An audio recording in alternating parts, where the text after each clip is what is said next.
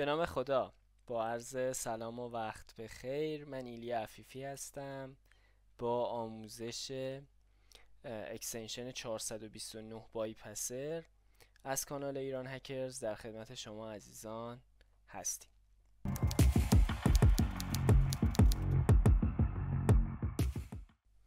خب من چند وقت پیش یه رایتاپی منتشر کردم که توش تمام تکنیک هایی که حالا دیده بودم توی رایتاپ های مختلف یا خودم توی پروژه های مختلف زده بودم و یه جا جمع کرده بودم و توضیح داده بودم که حالا مثلا بخوام چند تاشون رو الان خیلی سریع با هم دیگه ببینیم. یه دونش اد کردن کاستوم هدر هایی مثل x forwarded 4 x real IP و حالا یه حدود 70-80 تا هدر دیگه است که توی این میایم IP های مختلفی میذاریم و ریت لیمیت اگر به این صورت پیاده سازی شده باشه که مثلا محدودیت رو روی IP گذاشته باشه، شما ممکنه بتونید حالا با یه سری از این هدرها IP تون رو جعل کنید و اون فکر کنه که کاربر جدید داره درخواست میزنه و اینجوری اون ریت لیمیت رو دور بزنید که معمولا هم با 429 استاتوس کد 429 یا همون تو منی ریکوست میبینیم ریت لیمیت ها رو.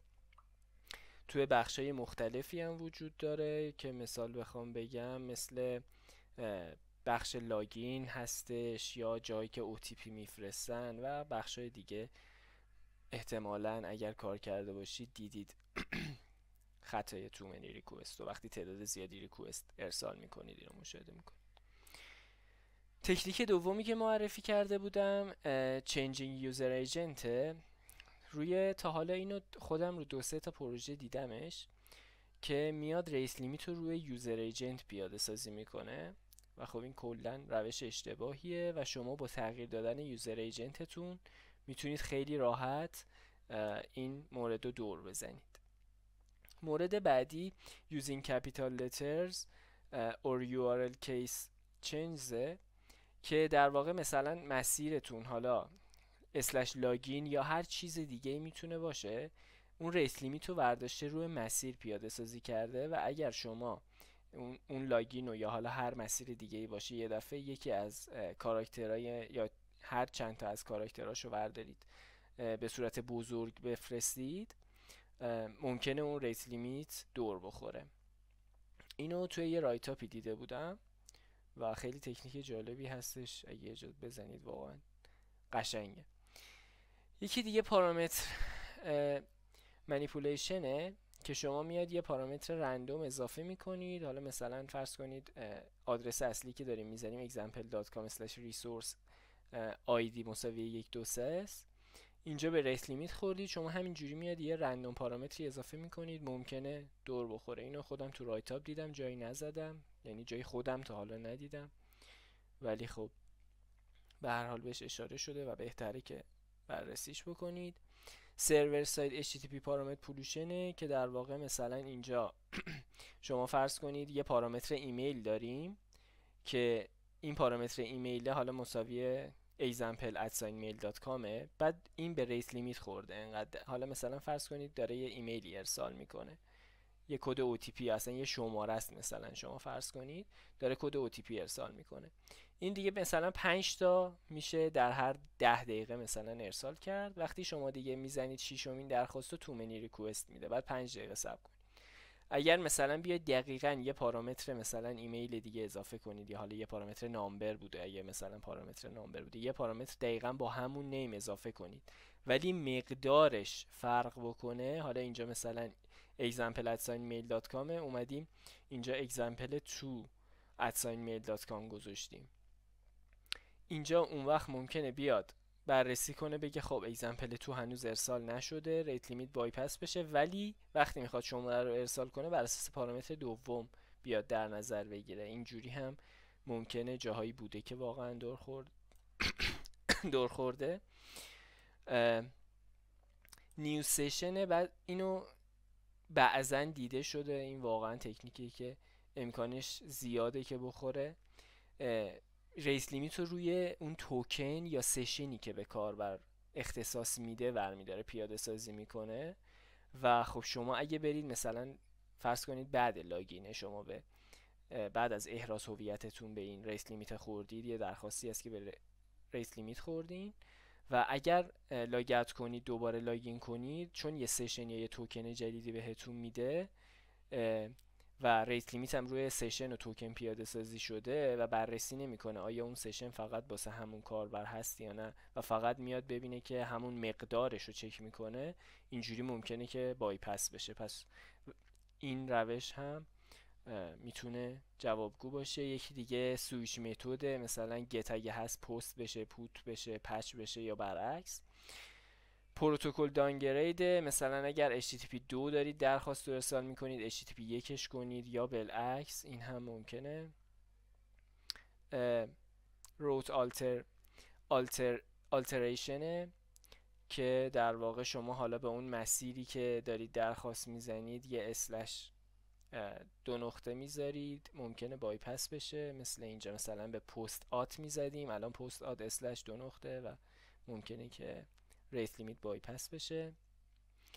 adding characters such as null byte و فاصله و اینجور چیزا، اینا به خصوص توی ارسال کد OTP دیده شده. مثلا فاصله بذارید ته شماره تلفن یا یه سری از این کاراکترهای خاصه.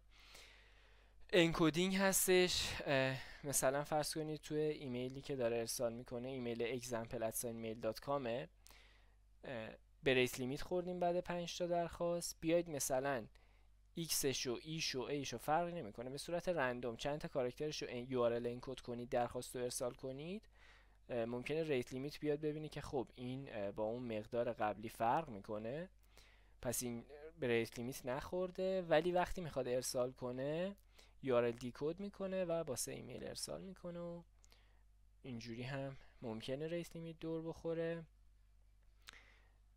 حالا عوض کردن آدرس IP هستش و پیدا کردن اوریجین IP هستش که حالا اصلا روش ریت لیمیت پیاده سازی نشده باشه، یا خیلی تو موارد نادری شاید ممکن باشه مثلا طرف روی ریت لیمیت روی رفرر پیاده سازی کرده باشه که بعیده، ولی حالا کلا این تکنیک هم آوردیم. کوکی مانیپولیشن و اینجور موارد که اینو در واقع یه توضیح خیلی سریع در موردش دادم و رایتاپش هم میتونید توی این لینک مشاهده کنید. اما بعدش یه ایده‌ای به سرم زد که بیام حالا اون تکنیکایش که هم امکانش زیاده که ریت لیمیت رو بایپس کنه هم شدنیه رو بیام یه اکستنشن برپش کنم و شما دیگه خیلی راحت فقط بتونید به اون اکستنشن تمام اون موارد رو چک کنید. یه سری موارد مثل حالا اون که اشاره کردم مثلا ریکوست نیو سشن،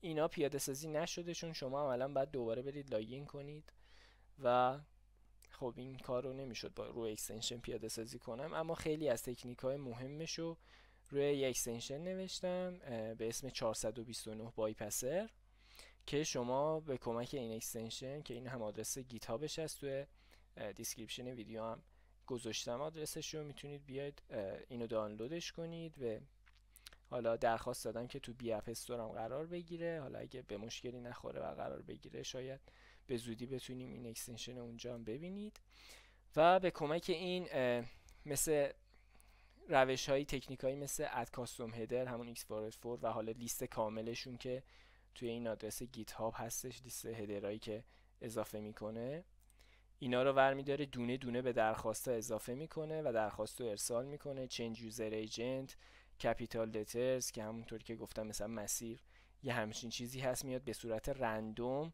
کاراکترها رو چند تا از کاراکترها رو بزرگ میکنه و ارسال میکنه، کپیتالشون میکنه در واقع و ارسال میکنه و 10 تا در واقع ریکوست میسازه، همینجوری به صورت رندوم کاراکترهای مختلف رو کپیتال میکنه و ارسال میکنه که شاید ریت لیمیت دور بخوره. رندوم پارامتری که خدمتتون عرض کردم اضافه میکنه و درخواست رو ارسال میکنه ببینه آیا 429 که دریافت کرده و اون ریت لیمیت آیا دور میخوره یا خیر. سرور سایت پارامتر پولوشن هستش که توضیح دادم. چنج HTTP متد اگه گت باشه پست و پوت و پچ میکنه و برعکسش همینطور. روت آلتریشن هستش که همونطور که توضیح دادم به این صورت عمل میکنه. انکودینگ هستش، مقدار پارامتر رو خدمتتون عرض کردم که میاد انکود میکنه و اد نال بایت و اسپیس و کاراکترهایی که خدمتتون توضیح دادم و میاد اضافه میکنه. این هم آدرس لینکدین هم هستش. اگر موردی بودش در مورد ایده‌ای در مورد اکستنشن داشتید که مثلا بهترش بکنیم یا هرچی، میتونید با بنده در ارتباط باشید. اما بریم در مورد اکستنشن رو نشون بدیم و ببینیم در واقع چجوری هستش. این اکستنشنه که حالا شما میتونید از همینجا بگیریدش و دانلودش کنید. بعد که خواستید ادش کنید میاد اینجا اد رو میزنید، اینو رو حالت پایتون قرار میدید و اینجا سلکت فایل رو میزنید و فایل پایتون رو بهش میدید و نکست رو میزنید و در واقع اکستنشن نصب میشه. اما خب بعد اینکه نصب شد بعد از اینکه نصب شد این بالا یه صفحه‌ای به اسم 400 یه تبی به اسم 429 بایپسر اضافه میشه که به این صورت هستش. حالا بریم یه نمونه عملی ازش ببینیم چگونه کار میکنه. خب اینجا مثلا ما به گوگل یه درخواست میزنیم فوروارد. خب اینجا الان همونطور که میبینید ما یه گت اسلش به گوگل زدیم. حالا شما هر آدرسی که دارید هر پروژه‌ای که دارید تستش میکنید اینجا 200 داده. حالا ما به طور فرضی فکر میکنیم که 429 گرفتیم. درخواستی که 429 گرفتید و اینجوری روش کلیک راست میکنید، بعد اینکه البته اکستنشن نصب شده باشه 429 بایپسر send to 429 بایپسر. خب اینو وقتی بزنید یه صفحه‌ای برای شما باز میشه که میتونید تکنیک‌های مختلف به صورت پیش‌فرض خودشون انتخاب شدن، همونایی که خدمتتون توضیح دادم. شما میتونید هر کدومو که خواستید تیکشو وردارید که در واقع بررسیش نکنه و هر کدومو که خواستید تیکشو بذارید تا ارسال کنه. مثلا الان من اینجا بخوام اد کاستوم هدرز رو ببینم، اینو اگر اوکی کنم الان شروع میکنه و درخواستا رو دونه دونه داره ارسال میکنه. میبینید که داره یه دونه get اسلش به همون google.com میزنه، یه دونه هدر در کش اینفو اضافه کرده، دونه دونه همون از اون لیسته برمی داره هدرهای مختلف رو اضافه میکنه که در واقع لیستی که گفتم توی ورد لیست headers txt هستش که شما خودتونم میتونید هدر بهش اضافه کنید یا کم کنید و خب همونطور که میبینید داره دونه دونه درخواستا رو ارسال میکنه. اینجا تعداد درخواستایی که ارسال شده توی کالن نامبر مشخصه، تو هاستش دقیقاً هاستی که دارید بهش درخواست رو ارسال میکنید مشخصه، متدی که داره در واقع ارسال میشه درخواست داره باهاش ارسال میشه، مسیری که دارید بهش درخواست رو ارسال میکنید و استاتوس کدی که دریافت کردید. حالا فرض کنید که مثلا اینا همش 429 بود و حالا مثال الان با یه مثلا XREL IP دور خورده بود. شما اینجا اگر بر اساس استاتوس کد سورت کنید میتونید درخواستایی که 200 گرفتین رو در واقع مشاهده کنید و ببینید مثلا الان فرض کنید همشون 429 بود، دوتاشون 200 بود، می اومدید میزدید روش میدیدید با چه هدرایی دور خورده و خیلی راحت وقتی که پیدا کردید درخواستو مثلا فرض کنید با Z forwarded 4 دور خورده، اینو خیلی راحت روی send to repeater میزنید و همونطور که میبینید به ریپیتر درخواستتون اضافه شد. اما تکنیک های دیگه ای هم داره حالا علاوه بر اد کردن هدرها، مثل change user agent، مثل using capital letters که من حالا الان میخوام دونه دونه بررسیشون کنیم. بذارید قبلش اگر میخواید اون لاگی که در واقع ارسال کرده، درخواستایی که ارسال کرده رو دیلیت کنید تا بتونید مثلا دفعات بعدی که دارید اتک رو انجام میدید یه لاگ در واقع شسته رفته داشته باشید. اگه بخواید دونه دونه درخواستا رو دیلیت کنید که رو درخواست کلیک میکنید، دیلیت سلکتد رو میزنید، الان درخواست مثلا 73 میبینید دیلیت شد. اگرم خواستید همش رو دیلیت کنید روی دیلیت آل میزنید و اینجا خالی میشه براتون. خب بریم دوتا تکنیک دیگر رو ببینیم که چنج یوزر ایجنت بود و کپیتال لترز. خب البته کپیتال لترز معنی نداره به خاطر اینکه داریم به گت اسلش میزنیم. بیایم ببینیم حالا چنج یوزر ایجنت رو همونطور که میبینید داره یوزر ایجنت رو عوض میکنه. من حالا 5 تا یوزر ایجنت مختلف گذاشتم. دوباره تو همون قسمت ورد لیست یوزر ایجنتس شما میتونید اینجا در واقع یوزر ایجنت های مختلف خودتون به این لیست اضافه کنید تا درخواست ها رو ارسال کنه. اما در مورد کپیتالش هم بذارید من اینجا مثلا اینو الان ارسال کنیم با اون using capital letters.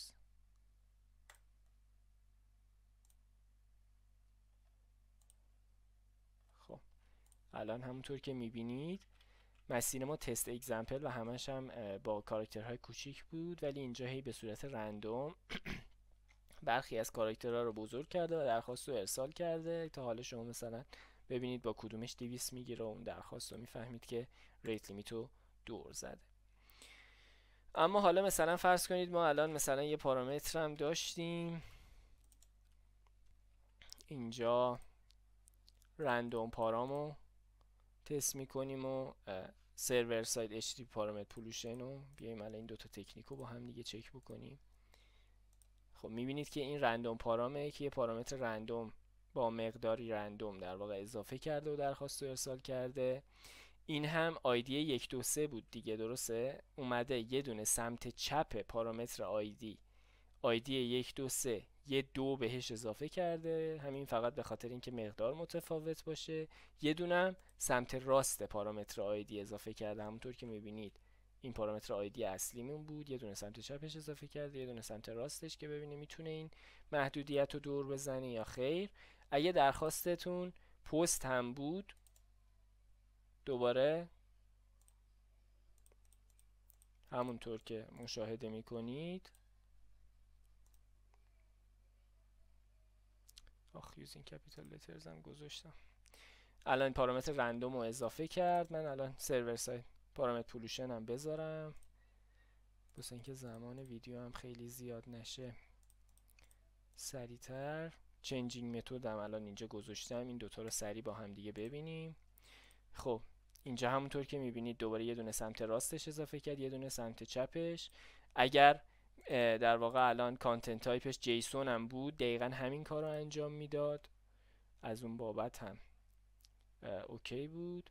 البته عذرخواهی میکنم توی سرور ساید پارامتر پولوشن جیسون اگر بود جیسون رو پشتیبانی نمیکنه و در واقع این کار رو انجام نمیده، ولی کانتنت تایپ X در واقع این کانتنت تایپی که الان هستش XWWW from URL encoded رو پشتیبانی میکنه و در واقع درخواست رو ارسال میکنه.